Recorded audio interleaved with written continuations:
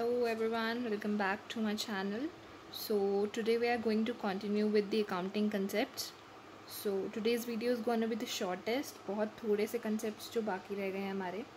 And the first one over here is consistency concept. We have discussed about the consistency earlier as well. It means that अगर we want to compare 2 or more years financial statements यानी जो statement साल के and में बनते हैं tells about the profit and loss, तो उनके लिए मेथड्स भी सेम होने चाहिए, राइट. सो फर्स्ट पॉइंट यही कहता है both inter firm and inter period comparisons. Inter firm मतलब एक फर्म का एक बिजनेस का दूसरे किसी बिजनेस के साथ कंपेरिजन. इंटर पीरियड कंपेरिजन मतलब कि अपने ही एक ही ऑर्गेनाइजेशन का एक ही बिजनेस का किसी दूसरे ईयर के साथ, मे बी 2021 का अगर हम 2019 के साथ कंपेयर करना चाहते हैं, 2018 के साथ कंपेयर करना चाहते हैं, तो ये कंपेरिजन्स हम करते हैं जनरली बिजनेस के अंदर, ठीक है. And that is only possible अगर हमारे अकाउंटिंग पॉलिसीज़ जो हैं यूनिफॉर्म होंगे, यानी अगर हम एक तरीके का मेथड लगा रहे हैं दोनों साल में तभी ये पॉसिबल है, अदरवाइज़ ये पॉसिबल नहीं है. कंसिस्टेंसी होना बहुत ज़्यादा ज़रूरी है. Next is also the comparison between the financial results of two enterprises would be meaningful only if same kind of accounting methods are adopted in the preparation of final statements. एक कोई भी चीज़ अगर हम बात लें उसके बहुत सारे मेथड्स होते हैं करने के, ठीक है. एंट्रीज कैश बेसिस पे हो रही हैं या फिर क्रेडिट बेसिस पे भी हम रिकॉर्ड कर रहे हैं.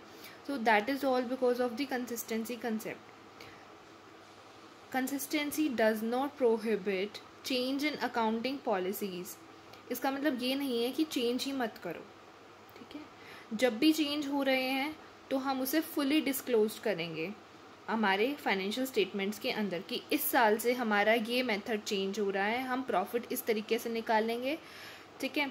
And the financial statements indicating the probable effects on the financial results, कि उस मेथड से चेंज होने से क्या इफ़ेक्ट आया है वो भी हम इसमें बताएंगे, ठीक है. Consistency concept says that doesn't mean कि आप अपने जो मेथड से चेंज नहीं कर सकते, पॉलिसीज चेंज नहीं कर सकते. You can, but you have to mention them in your financial statements and their effects, जो भी आपके इफेक्ट्स हो रहे हैं. Next is conservatism concept. What does it says now?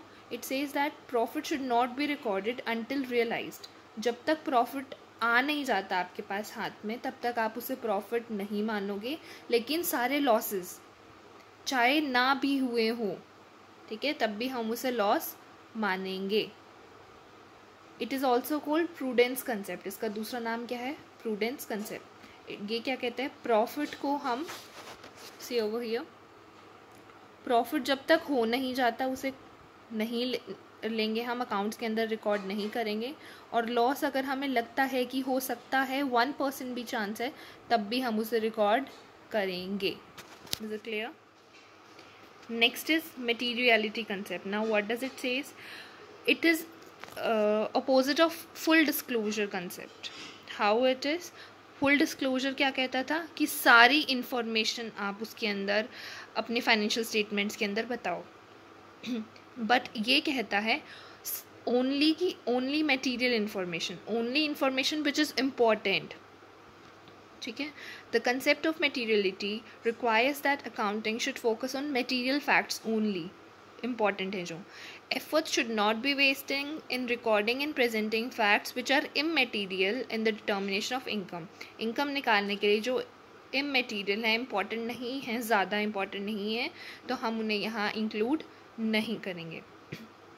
Example, information about any change in the capital in the near future would be significant information, ठीक है.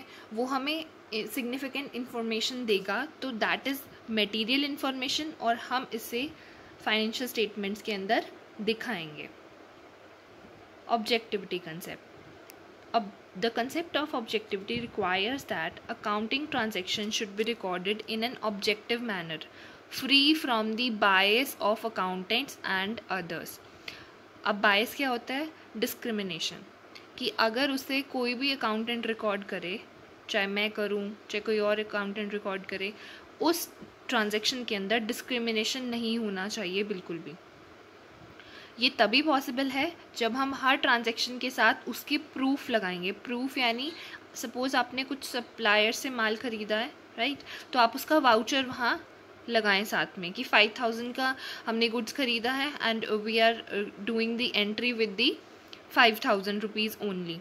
ठीक है, इससे क्या होगा, बाइसनेस यानी कि डिस्क्रिमिनेशन नहीं होगा। Let's take an example over here. Transaction for the purpose of materials में be supported by the cash receipt. जो मैंने अभी आपको एग्जांपल दिया, कोई भी आपकी कैश रिसिप्ट है, वाउचर है, इनवॉइस है, तो आप उसको वहाँ पर एज अ प्रूफ दिखाएंगे। ठीक है, if the same is purchased on credit, तो उसके लिए आपका जो भी इनवॉइस है आप वो दिखाएंगे। See over here objectivity concept. Objective evidence यानी आपके पास जो भी एविडेंस है आप उसे रिकॉर्ड करेंगे। ठीक है, so that's all for today. Thank you so much.